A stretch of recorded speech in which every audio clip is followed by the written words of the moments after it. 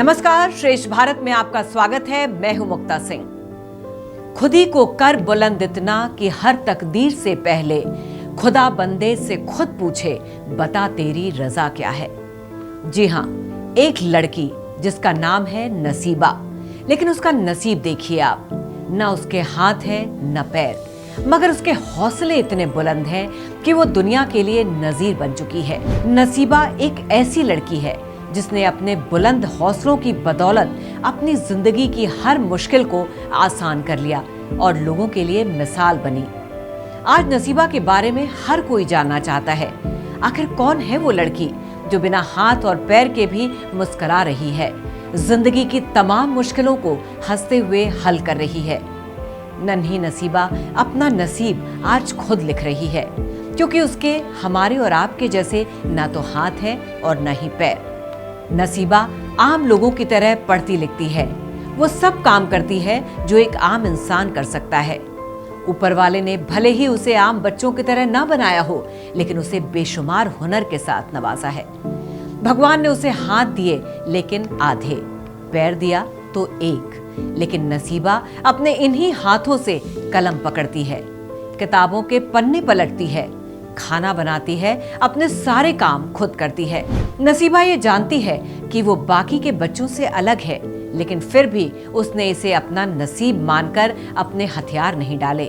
उसने अपनी इन्हीं खामियों को अपनी ताकत बनाया है और अपने हुनर और हौसलों को लिए अपने सपनों की उड़ान भर रही है। नसीबा की मां ने बताया कि जब नसीबा पैदा हुई थी तब उसकी शारीरिक हालत देखकर उनके रिश्तेदारों और परिवार वालों ने उसे जान से मारने तक की बात कही थी। किसी ने कहा गला दबा दो, तो किसी ने कहा इंजेक्शन लगा दो। कुछ लोगों ने तो यहाँ तक कहा कि बच्ची आगे चलकर परेशानी का सबब बन सकती है, लेकिन माँ तो आखिर माँ होती है।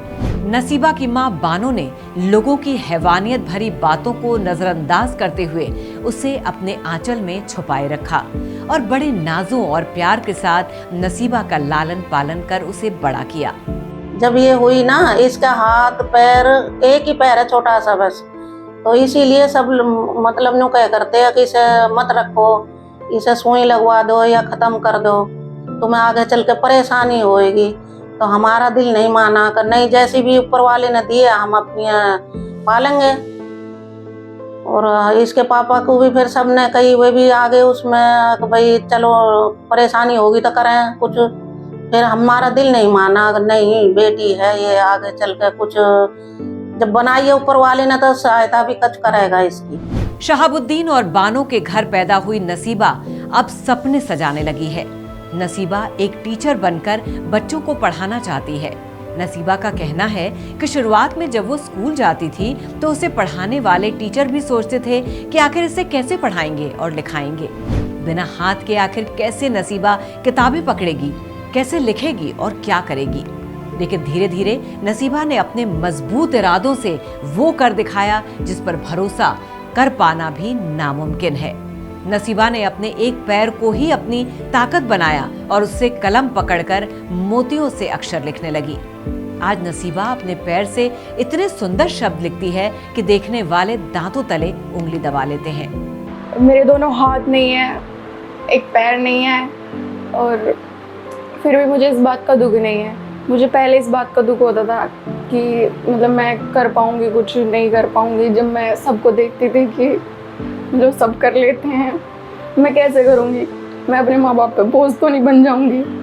बट फिर अल्लाह ने जब मुझे बनाया है तो अल्लाह ने इतना हौसला दिया है कि मैं कुछ कर सकूं। मैं खुद भी कर लेती हूँ अपने काम, अब सब कुछ कर लेती हूँ। मैं खाना खा लेती हूँ, जो काम इंसान, जो हाथ पैरों वाला इंसान कर सकता है, मैं वो सब कर लेती हूँ। मेहंदी लगा लेती हूँ, मैं बर्तन भी धो लेती हूँ, झाड़ू लगा लेती हूँ, पोछा लगा लेती हूँ, मैं पढ़ाई भी कर लेती हूँ, मैं लिख भी लेती हूँ। हर आम बच्चों की तरह नसीबा को भी खेलकूद पसंद है, साथ ही उसे फिल्में देखना भी बहुत पसंद है।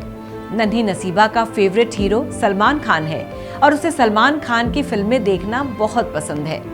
बातों ही बातों में नसीबा ने कहा कि एक दिन वो सलमान खान से जरूर मिलेगी और अपने जीवन के सपने को साकार करेगी।